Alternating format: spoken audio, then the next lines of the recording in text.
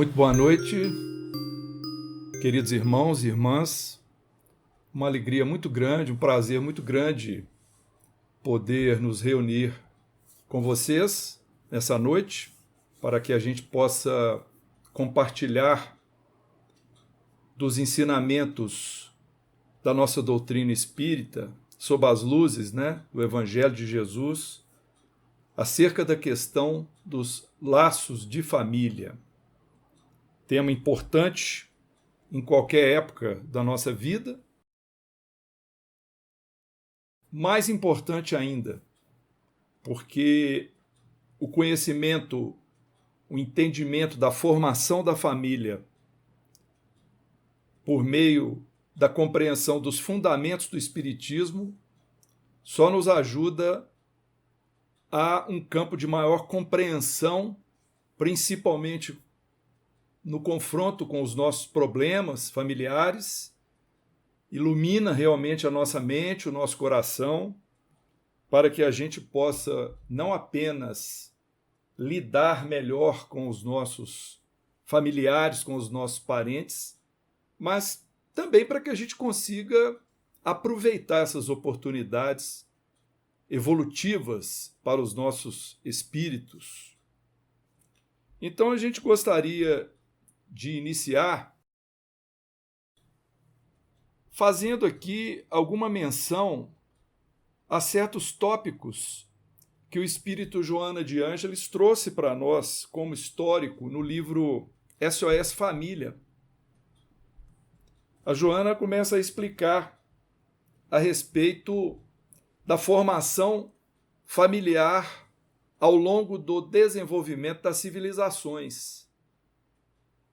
E ela explica, por exemplo, que o homem ele possui um instinto gregário, uma vida de agregação. Ou seja, ele precisa de outros de sua espécie para conseguir sobreviver. Essa exigência de preservação da vida fez com que o homem procurasse cada vez mais a cooperação recíproca para exatamente ele conseguir superar as circunstâncias muito ásperas, principalmente aquelas do nosso passado no planeta Terra, nos lugares onde Deus nos situou o nosso espírito, o espírito humano, para evoluir. Assim, através desse sistema de cooperação, onde cada um usa a sua inteligência, a sua habilidade física ou intelectual, no campo também da comunicação, das trocas, o homem foi desenvolvendo cada vez mais os seus valores culturais e, aos poucos, foi criando também suas regras de comportamento, comportamento em sociedade e, sem dúvida, o comportamento em família. E no comportamento em família, foi se estabelecendo, então, cada vez mais a forma de proceder dos pais em relação aos filhos, assim como no sentido inverso dos filhos em relação aos pais. Os filhos, por sua fragilidade natural, por sua dependência, que sempre inspiraram aos pais. Também entre os irmãos, pela convivência pacífica e que iria fortalecer o desenvolvimento da espécie. E também, fora da consanguinidade, fora da família, o relacionamento nosso com as pessoas mais próximas, mesmo aquelas que não estão sob o mesmo teto, ensaiando, então,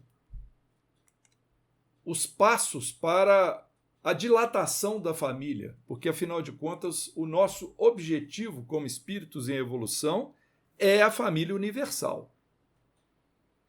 A Grécia, segundo Joana de Ângeles, na sua hegemonia militar espartana, não considerou devidamente a união da família, a união familiar, e acabou motivando a destruição da sua sociedade.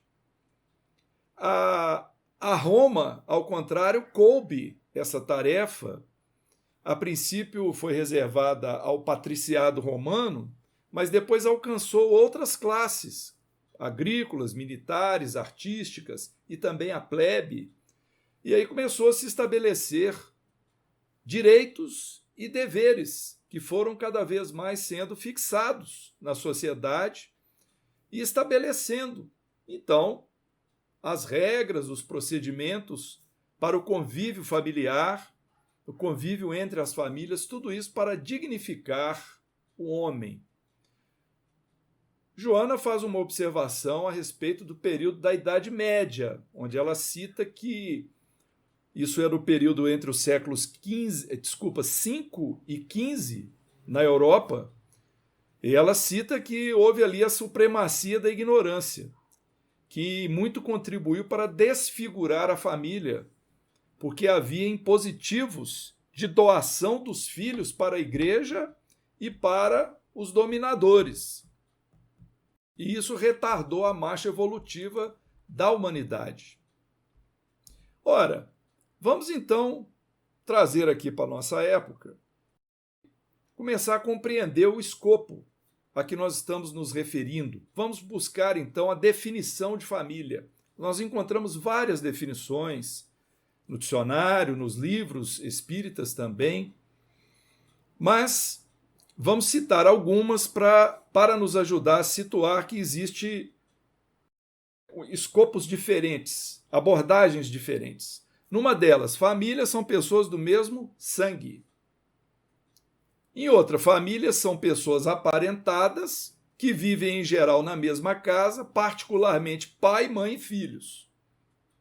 Mas também há a definição de família como sendo grupamento de raça, de caracteres e gêneros semelhantes. Outra abordagem, família é a unidade básica da sociedade, sua célula primeira. E encontramos também uma definição jurídica.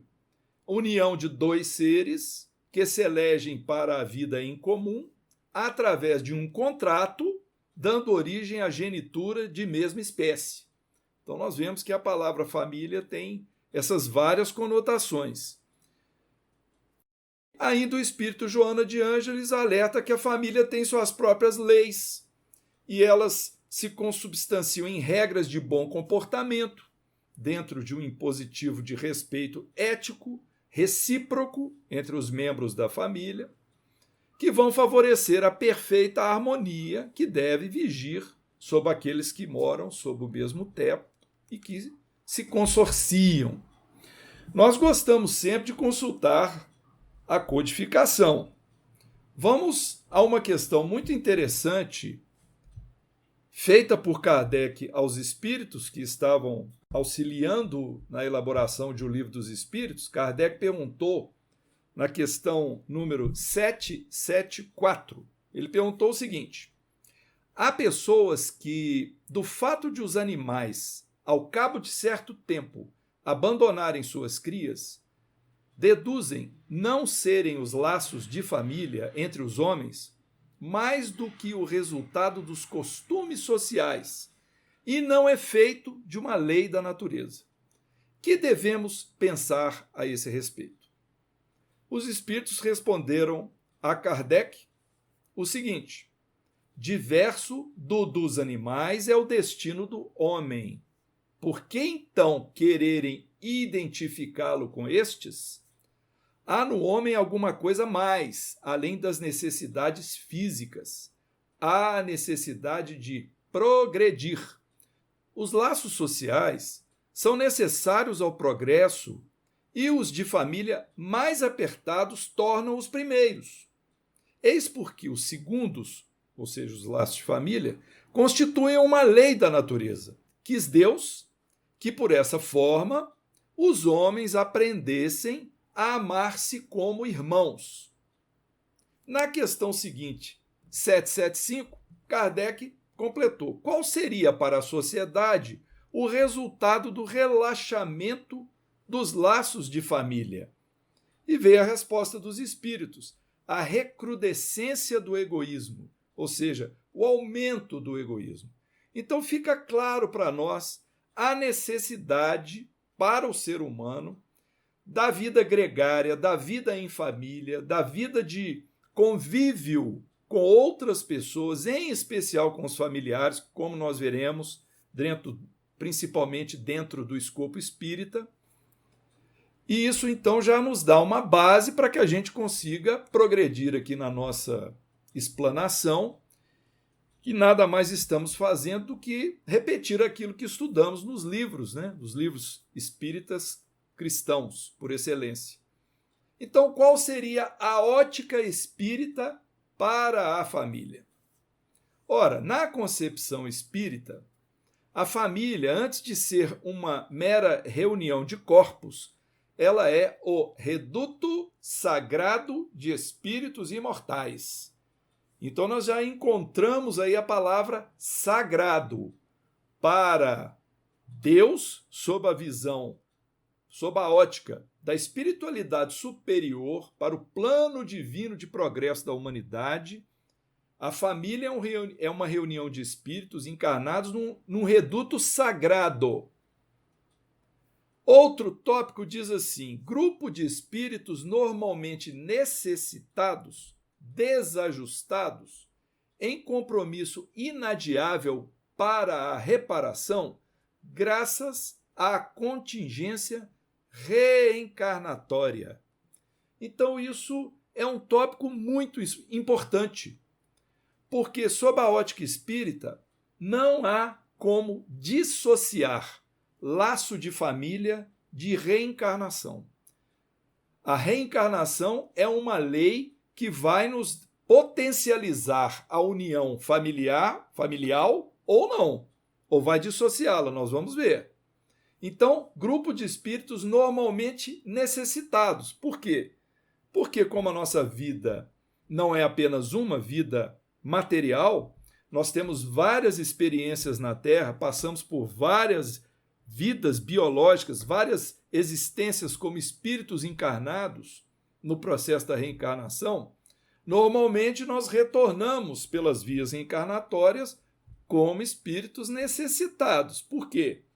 Porque ficamos devendo, porque não cumprimos a lei de Deus na sua íntegra, mesmo porque somos espíritos em aprendizado. Nós fomos criados simples e ignorantes, estamos a caminho da luz, como diz Emmanuel, aprendendo aos poucos, entre acertos e erros.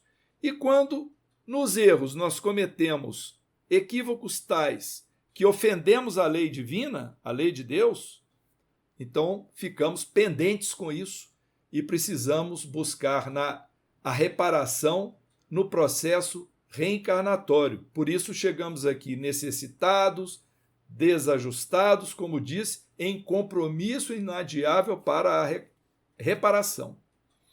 Outra definição de família muito importante é a seguinte: laboratório vivo de experiências e aprendizado, uma verdadeira escola para a educação dos espíritos, na sua ansiosa busca de felicidade, que ainda não é desse mundo, mas pode nele começar. Então, a existência na família, a família em si, é considerada, sob a ótica divina, um laboratório de experiências, um laboratório vivo, onde nós vamos aprendendo nas regras de convívio a desenvolver o amor, a diminuir o desafeto, a reduzir o ódio, as desavenças, e assim nós vamos, nas reencarnações, vamos caminhando para Deus, usando a família, como foi dito aqui, como uma verdadeira escola de espíritos. Outro tópico, nós encontramos célula experimental, onde se forjam valores elevados e se preparam os indivíduos para uma convivência salutar no organismo universal. Então, olha, o objetivo é o organismo universal. É a família universal e não a nossa família no pequeno reduto aqui. É todos os espíritos realmente compreenderem essa paternidade divina e a nossa irmandade universal, ou seja, somos todos irmãos perante Deus. Então, a família seria uma célula experimental que vai forjar os nossos valores elevados, porque é uma escola. Então, aos poucos, nós vamos dizer assim, comburindo entre os nossos sacrifícios, os nossos desenganos, os nossos erros e acertos. Nós vamos lapidando o nosso espírito e nos preparando pelas vias desse progresso para esse convívio com a família universal. Instituto abençoado em que as criaturas humanas se reencontram com um programa de provas e expiações com vistas ao futuro. Então, olha só, aí veio um tópico a mais. Uma programação para reencontro. Então, a família, ela faz parte de um projeto divino, onde aquilo já fica pré-estabelecido no campo espiritual, para que a gente se encontre naquele momento, no tempo, no espaço, a fim de, através de provas e expiações, almejarmos o nosso futuro espiritual. O que são provas e expiações? As provas têm a ver com o nosso futuro. A prova para o espírito é aquilo que ele tem que vencer, que não necessariamente tem a ver com o seu passado espiritual. Não necessariamente é um débito do espírito diante da vida, diante da lei de Deus. Mas a expiação implica realmente alguma coisa que nós ficamos devendo e que temos que reajustar. Então, Deus nos empresta esses entes queridos para o nosso convívio, para a nossa evolução. Sob essa visão espírita, portanto, a família é muito mais do que um mero resultante genético. Os espíritos dizem que a família são os ideais, os sonhos, os anseios, as lutas, as tarefas árduas, os sofrimentos, as aspirações, as tradições morais elevadas que vão sendo cimentadas por essa concessão divina num mesmo grupo doméstico, onde vão esses espíritos, todos nós, buscando a nossa elevação. O ideal é que isso ocorra conscientemente, porque às vezes a nossa elevação ela vai acontecer de forma obrigatória, sem que a gente esteja consciente daquilo que devemos fazer diante das lutas, diante dos nossos desafios. Então nós vamos sentir muito mais aflição, muito mais sofrimento, mas quando estamos conscientes das nossas necessidades, dos nossos deveres espirituais,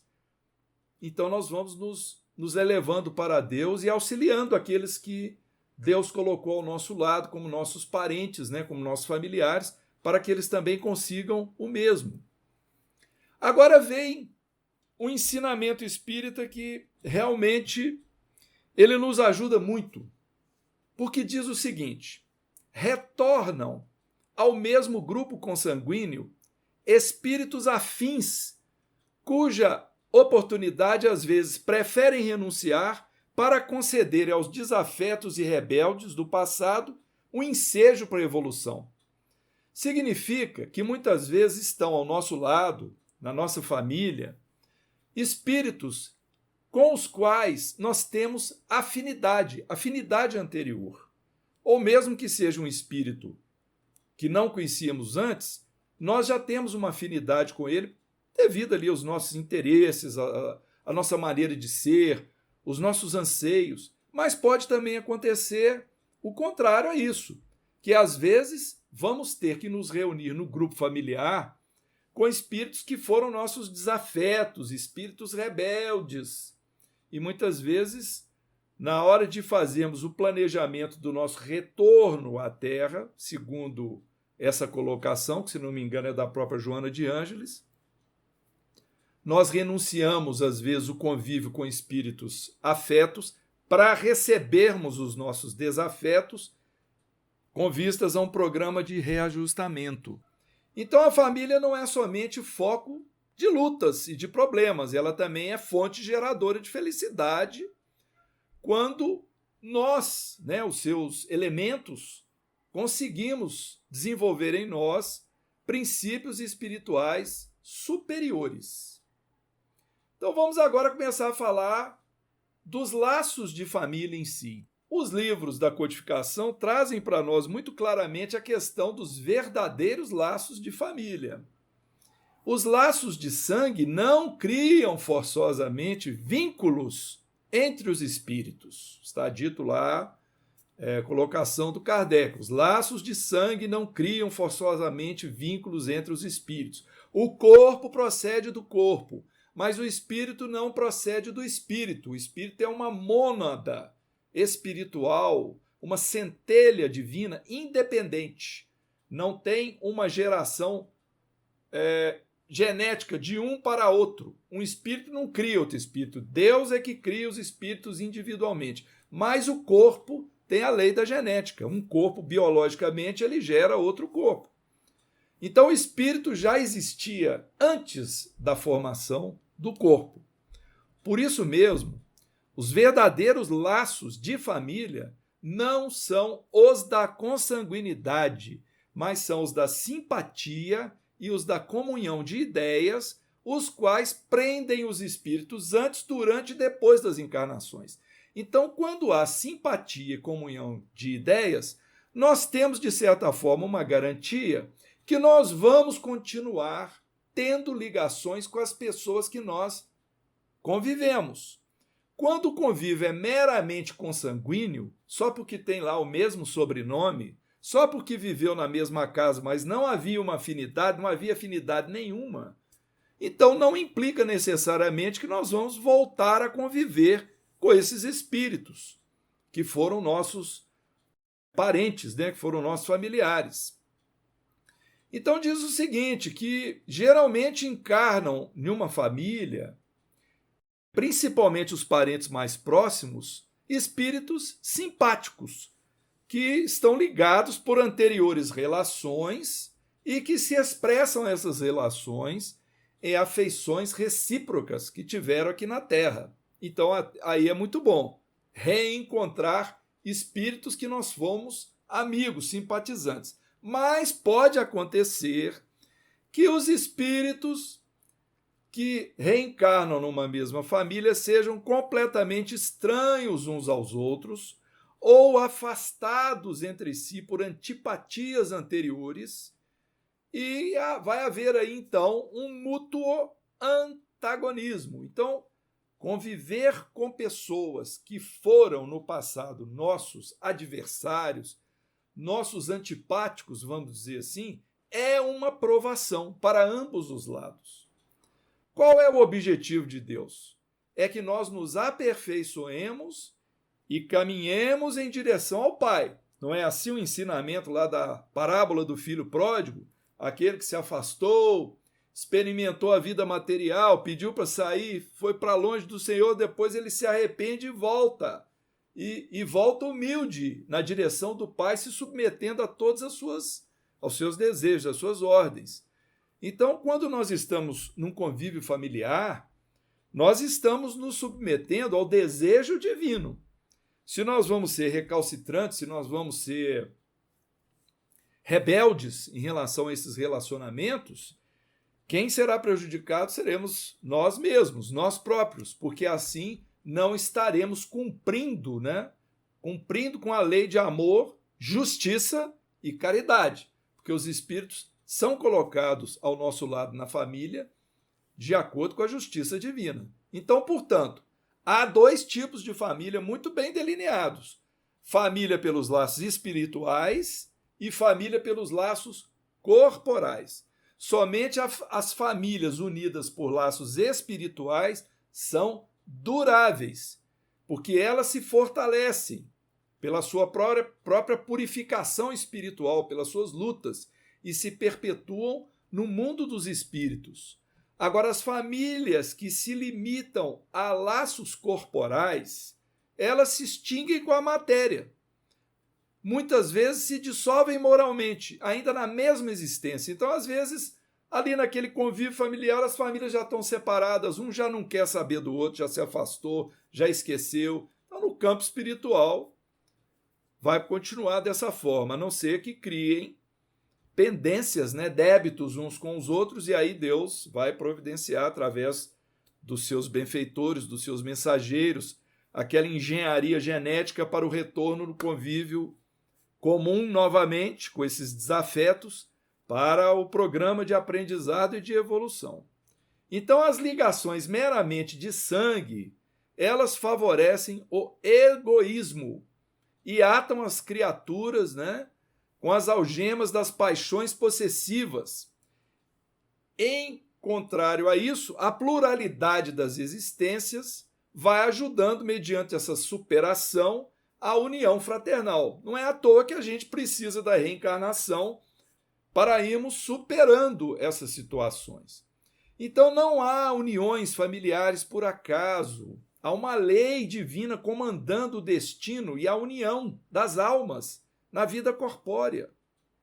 Então, muitas vezes, antes de nós acolhermos nos braços, né, um ser pequenino, um novo espírito, um filho pelas vias da maternidade, a gente muitas vezes idealiza para esse filho o melhor, o corpo mais perfeito, a saúde orgânica integral, uma inteligência lúcida.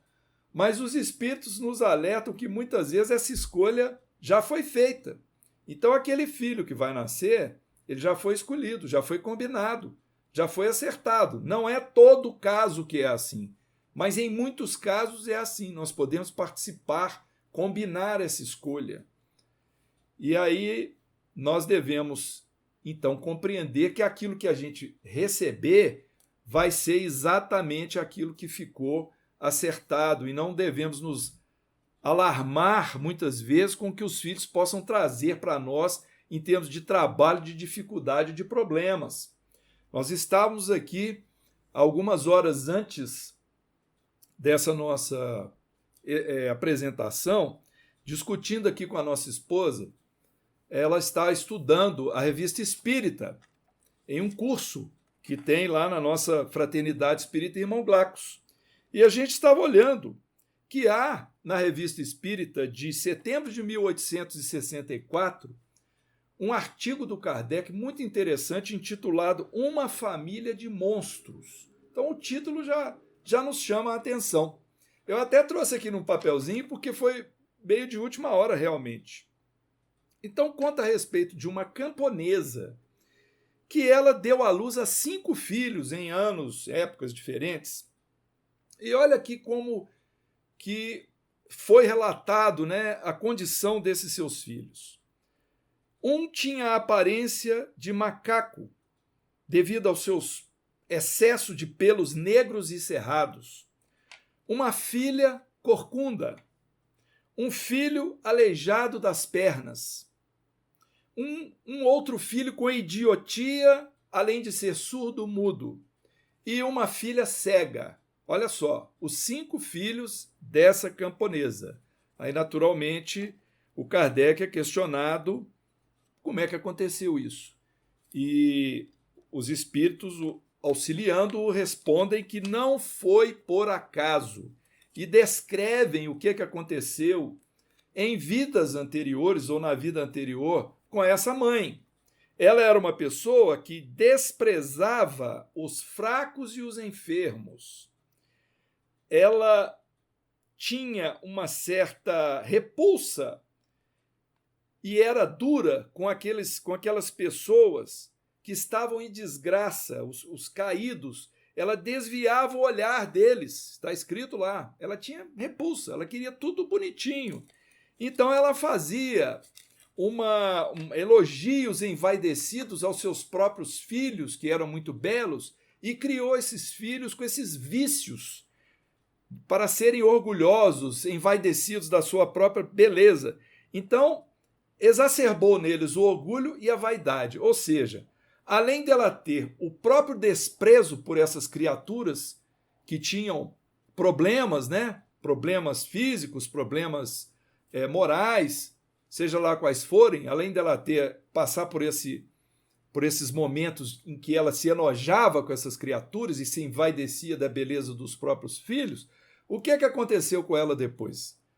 Nas vias do reaprendizado, nas vias da reparação, ela recebeu espíritos completamente deformados, cada um deles passando por sua prova, por sua expiação, e auxiliando esse espírito dessa mãe a aprender no tratamento como filhos, porque o amor materno se desenvolve de qualquer forma, aprender a amar aqueles que vêm com corpos deformados na terra. Por isso nós temos que entender que existe realmente mecanismos divinos que estão traçando os nossos destinos. As coisas não acontecem por acaso, e quando nós nos submetemos a esse tipo de situação, onde as pessoas lidam com aleijões, com enfermidades que constrangem os seus corpos e não conseguem desenvolver certas habilidades, estão ali reparando, né, prováveis débitos do passado ou sendo submetidas a provas para desenvolver sua humildade, sua capacidade, né, de elevar, dar mais valor ao espírito do que à matéria. No livro O Consolador, que é um livro de perguntas e respostas ao espírito Emmanuel, na questão 175, foi perguntado a ele o seguinte: o Instituto da Família é organizado no plano espiritual antes de projetar-se na Terra? Então Emmanuel responde assim: a família tem suas origens sagradas na esfera espiritual. Nela reúnem-se todos os que se comprometeram no além a desenvolver na Terra uma tarefa construtiva de fraternidade real e definitiva. Preponderam aí os elos de amor fundidos nas experiências de outras eras. Aí ocorrem igualmente os ódios e as perseguições do pretérito obscuro, a fim de transfundirem em solidariedade fraternal com vistas ao futuro. Muito bem, então por isso que a família é um laboratório, a família é um projeto divino.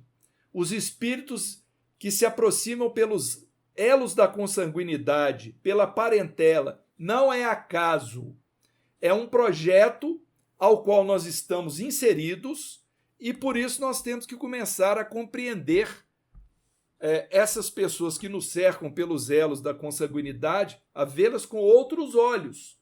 São aqueles que foram colocados ao nosso lado para ajudar a nossa evolução. Por isso vem aqueles simpáticos de outrora e os antipáticos de outrora. Por isso a gente se dá bem e não se dá tão bem com esse ou com aquele. Mas o projeto de Deus é que a gente evolua no amor. Então, meus irmãos, minhas irmãs, ninguém se vincula a outrem, ninguém se vincula a uma família pelos liames da carne sem razões poderosas. Nós estamos sob efeito da soberana lei de causa e efeito, sob a qual a justiça celeste estabeleceu que a sementeira tem caráter espontâneo, mas a colheita tem impositivo de obrigatoriedade. O que significa isso? Na hora de eu usar meu livre-arbítrio, eu tenho espontaneidade, eu tenho certa liberdade, não vou dizer total, porque eu não tenho liberdade plena, mas eu tenho muita liberdade de agir e com isso posso cometer erros e posso cometer acertos. Os erros podem ser inconscientes e podem ser conscientes, quando eu sei discernir o certo do errado e eu opto pelo errado para eu ter algum prazer material, algum favorecimento, sei lá o quê, favorecimento moral. Mas isso vai ter consequências sobre a lei de causa e efeito. E uma das consequências é exatamente nos colocar num meio familiar onde isso vai refletir o nosso passado espiritual. Então, pela lei divina, o infrator é obrigado a renascer ligado à infração que o caracterizou. E então, todos nós estamos, no presente, com a oportunidade de construir o nosso futuro, mas estamos envolvidos nas consequências do nosso próprio passado, porque tudo aquilo que nós semearmos, teremos de colher. Então ninguém possui sem razão de ser esse ou aquele laço de parentesco, porque o acaso não existe nas obras da criação. E nesses elos da consanguinidade, nós reavemos o convívio com todos aqueles que nos associaram ao nosso destino pelos vínculos do bem ou pelos vínculos do mal, através das benditas portas da reencarnação. Então, muitas vezes, fora do nosso campo material, quando nós estamos na erraticidade, com a nossa visão mais ampliada, né, sentindo o peso da responsabilidade e da nossa necessidade de evolução, então nós concordamos em acertar os nossos erros do passado e, baseados nessa nossa ficha, com a ajuda dos mentores e dos nossos amigos espirituais que orientam nossos destinos, nós podemos muitas vezes realizar ou elaborar esse programa de trabalho e convidamos os nossos credores para uma programação familiar e retornamos para acertar as nossas dívidas por esses caminhos da reencarnação. E onde que é o nosso ponto de encontro? No lar. Então não existe lugar mais adequado para a gente desenvolver esse programa, o nosso lar. Então milhões de criaturas estão repostas no lar, recolocadas no lar, recapitulando experiências amargosas e graves, junto àqueles que nós atormentamos no passado. Nós temos esses verdugos metamorfoseados em companheiros, que às vezes trazem o nome de pai, de filho, de esposo, de parente, de sobrinho, de primo, de tio, de avô, avó, e são às vezes adversários intransigentes. Então nada é obra do acaso, nem o cônjuge, o irmão, e todos esses que são incompreensivelmente contrários a nós, na verdade são oportunidades de elevação para os nossos espíritos. Então os parentes mais severos, para nós são lição de paciência que nós devemos vivenciar, aprendendo a amar, aprendendo a nos candidatarmos a esse amor universal. São esses adversários gratuitos que muitas vezes estão ao nosso lado, mas que são aqueles que nós ludibriamos e que nós traímos no passado e que retornam à nossa frente, no nosso caminho, para a nossa própria reabilitação moral, para que se refaça o grupo espiritual e se refaça com êxito de uma forma mais elevada. Então, essa visão reencarnacionista ela é muito importante, porque ela traz para nós esse elemento que motiva o nosso espírito. Que elemento que é? O esforço pelo nosso próprio progresso moral, através da renúncia, através da boa vontade, através da ajuda mútua, do perdão, da tolerância. Tudo isso é importante para nós. Então nós achamos uma frase bacana a respeito desse assunto, diz assim: quem é iluminado interiormente pela flama cristã da certeza quanto à sobrevivência do espírito ao túmulo e da sua antecedência ao berço, sabendo-se herdeiro de si mesmo, modifica-se e muda o meio onde vive. Ou seja, se nós já temos a sabedoria de compreender, de termos a certeza, a fé de que vai existir, a vida vai prosseguir após o túmulo, nosso túmulo, e que ela já existia antes do nosso berço, então nós podemos compreender com melhor justeza que nós somos herdeiros de nós mesmos. E aí a gente pode modificar-se e mudar e modificar também o meio que nós estamos inseridos. Ou seja, a reencarnação vai estreitar os nossos vínculos de amor, né? A doutrina espírita propõe para nós o seguinte: você é imortal, você está em transitoriedade carnal, não iniciou no berço, nem vai terminar no cemitério.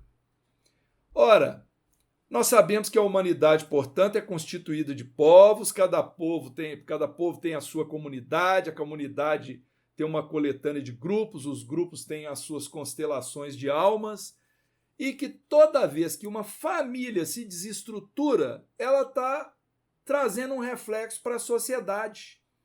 Ela vai, se as várias famílias vão se desestruturando, a sociedade também vai degenerando-se.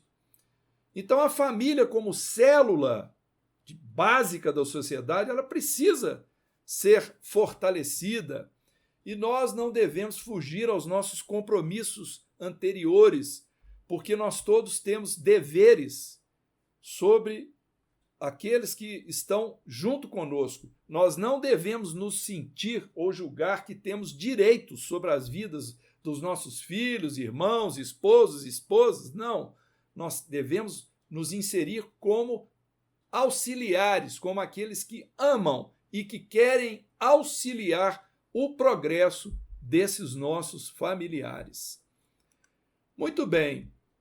Então, quando a família traz uma carga negativa, quando a família vive somente ali a briga, desavença, etc., começa a surgir doença para todo lado, aumenta o gasto de dinheiro com médico, com analista, e esse ambiente negativo devemos alertar, principalmente a nós espíritas que estudamos o campo de interação do mundo material com o mundo espiritual, que todas as vezes onde há desavença, onde há ódio, onde há desentendimento, nós estamos abrindo portas a quê?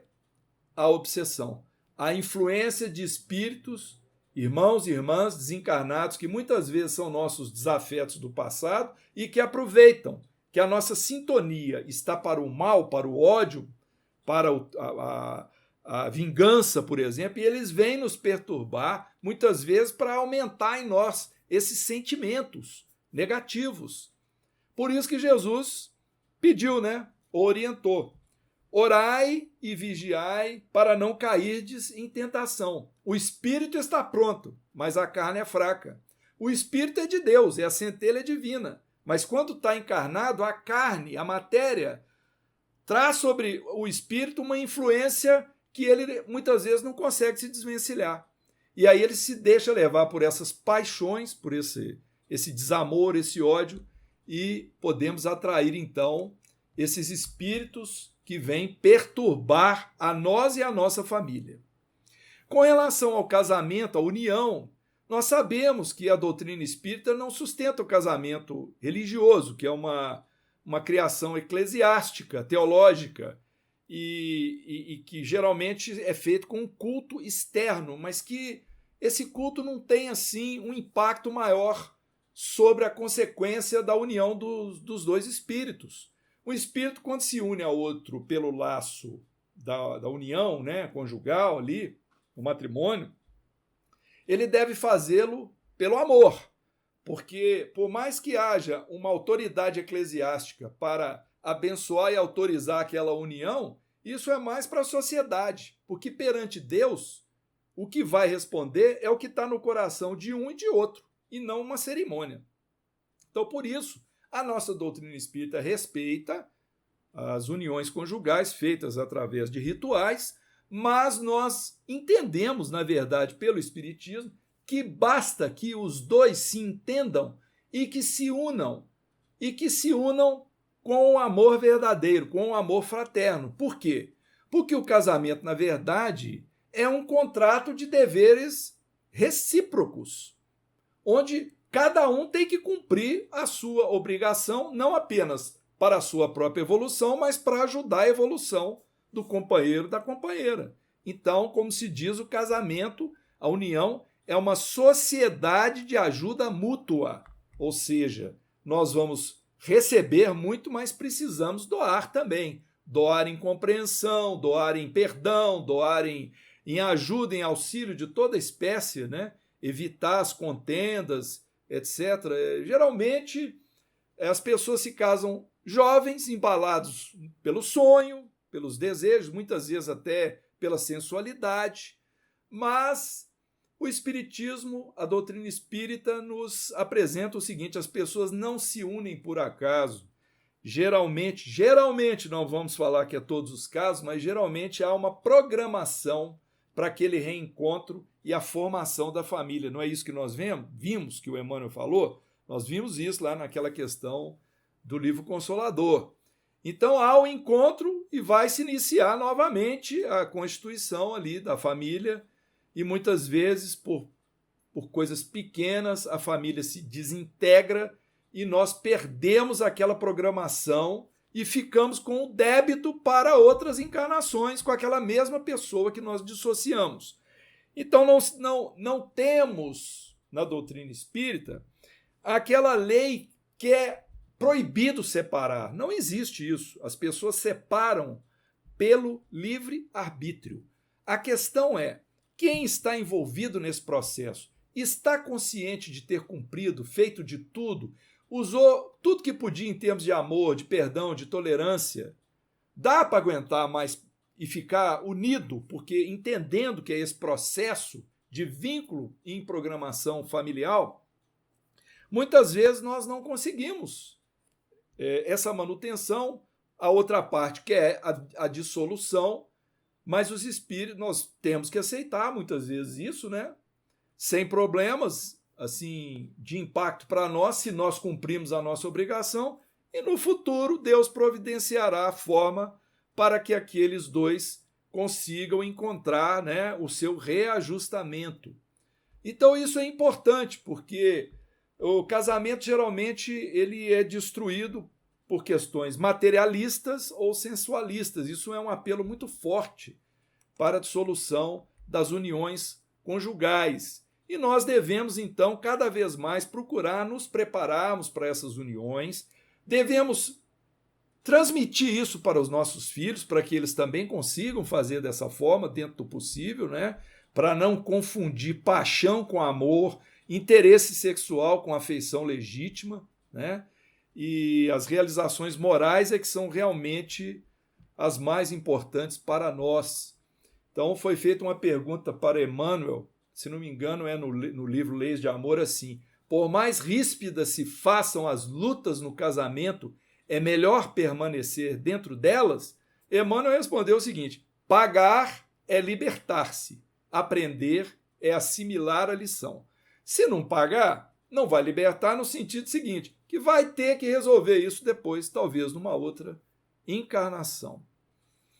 Muito bem, prossigamos. Então vamos falar agora um pouquinho a respeito dos filhos, né? Filho é um espírito que está em recomeço, ele está momentaneamente em esquecimento das suas realizações anteriores.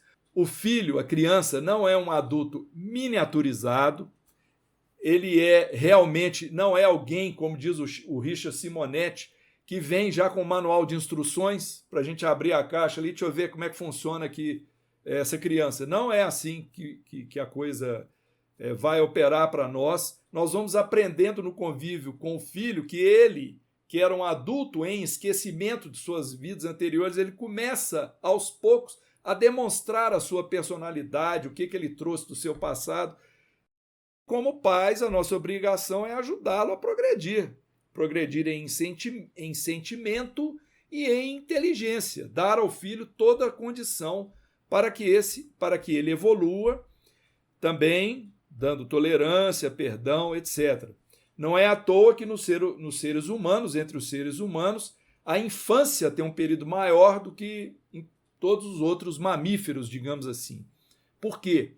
Porque exatamente naquela condição de fragilidade, a criança fica mais receptiva. Porque se ela já volta, passa a infância rapidamente e assume a fase adulta, muitas vezes trazendo rapidamente as suas tendências do passado, quando essas tendências são ruins, são negativas, não dá tempo a que os pais tentem moldar o espírito para o bem, para a sua elevação, para que ele tenha uma personalidade mais íntegra, mais honesta, que tenha um caráter, né, bem formado. Então a fixação de aprendizagem, aquisição de hábitos, ela demora.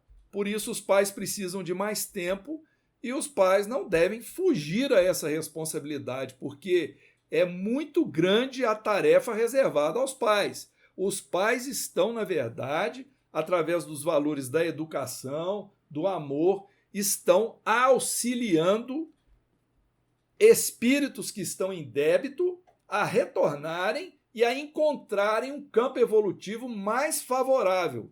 Por isso os pais devem ajustar, né, com seus filhos tudo isso e devem assumir realmente as suas responsabilidades quando o pai ou a mãe foge a isso, fica com enorme pendência perante a lei de Deus.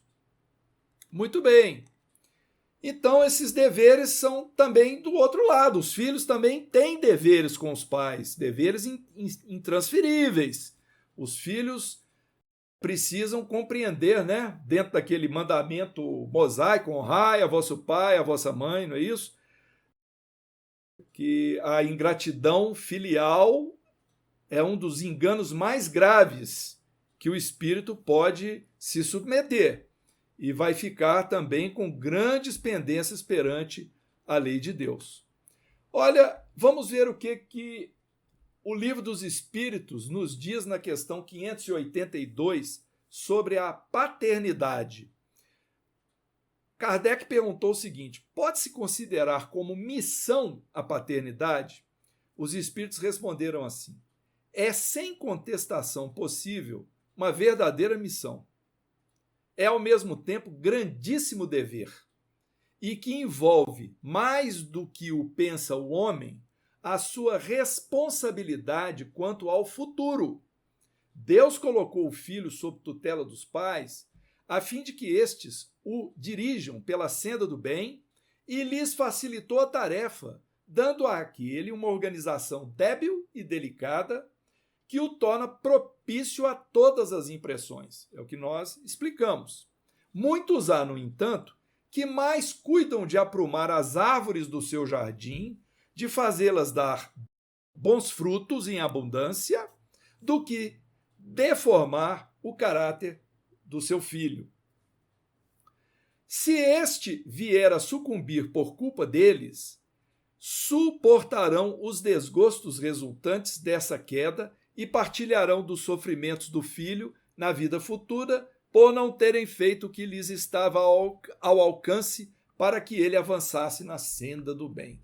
Então, muito claro aí essa resposta dos espíritos ao Kardec em relação à obrigação da paternidade. Ora, então nós vamos caminhar agora para o nosso encerramento. Dito tudo isso, quais são as soluções que a nossa vida cristã, o Espiritismo, nos oferece para a questão nossa familiar? Ora, em primeiro lugar, o conhecimento dos fundamentos do Espiritismo leva o homem a uma vivência coerente com a dignidade. É uma terapia preventiva e curadora para todos os males. Então, aprender a doutrina espírita, os seus fundamentos, e divulgá-la através dos nossos atos, da nossa conduta, porque nós divulgamos pela nossa fala quando somos perguntados. O nosso papel não é de converter ninguém ao espiritismo. Então, isso é muito importante. Outra coisa, diante dos conflitos familiares, é preciso que a gente reeduque o nosso sentimento pela compreensão dos mecanismos da lei divina e dos encargos que estão sob nossa responsabilidade no Instituto da Família. E isso o Espiritismo vai nos ajudar a ter essa compreensão. A doutrina espírita, por expressar, né, o cristianismo redivivo, ela não apenas descortina os panoramas da imortalidade para nós, mas também é uma luz para o homem, clareando para o homem o seu caminho, aquilo que ele deve fazer. Então, ela desempenha uma função específica no tratamento das nossas doenças, as doenças que fustigam a humanidade, porque ensinam para nós a medicina da alma em bases do amor construtivo e edificante. O ponto fundamental do socorro espírita nos males de origem doméstica é a educação individual, evidenciando a reencarnação, destacando o impositivo de tolerância mútua como terapêutica espiritual imediata. No final das contas, nós precisamos de nos evangelizar e evangelizar a nossa família, especialmente os nossos filhos. Mas primeiro é preciso nos evangelizar. Nós precisamos de nos transformar para melhor, através de uma reforma íntima sistematizada. E aí, com base na nossa transformação, no nosso exemplo, nós temos melhores condições de educar aqueles que estão ao nosso lado. Aos filhos, principalmente aos filhos pequenos, nós precisamos trazê-los a uma disciplina benéfica. Muitas vezes precisamos impor horários, leituras, especialmente para nós, o culto do Evangelho no Lar, que deve ser um método de autoevangelização e de evangelização da família, praticada em consenso com todos, mas sistematizado no horário, naquele momento reservado, dando a ele importância, priorizando o momento do culto no lar, onde a gente vai aprender, onde nós vamos trocar ideias a respeito daquele ensinamento. Nós não vamos estender aqui sobre o culto no lar, porque o nosso horário está terminando. Mas um livro que nós recomendamos, que é excelente, é o Jesus no Lar, do espírito Neio Lúcio, onde Jesus se reúne com os seus discípulos, os apóstolos, os mais chegados, na casa da sogra de Pedro. E ali ele vai promovendo o culto no lar com esses seus companheiros. É muito legal ler um livro desse, né, onde a gente vê Jesus conduzindo o culto no lar. Então, isso para nós é um tremendo aprendizado. Então, meus irmãos, nós precisamos lembrar daquela advertência, né? Ajuda-te que o céu te ajudará. Porque, além de nós estarmos dispostos a receber o apoio de que nós necessitamos, nós também temos, né, de nos esforçar em prol da nossa própria melhora. Então, a gente precisa aceitar aquilo que está vindo para nós por ensinamento e lutar pelo nosso aperfeiçoamento, e assim, dessa forma, nós estaremos nos colocando em melhores condições de convívio com a nossa própria família, com aqueles que nos cercam, com aquele que nós amamos, com aqueles que nós não amamos ainda, com aqueles que nós temos diferenças, mas tudo isso é para o nosso próprio bem. Então nós queremos agora agradecer muito a audiência de todos vocês, a atenção que nos deram, e que Jesus nos abençoe e fortaleça hoje e sempre a todos nós e aos nossos lares.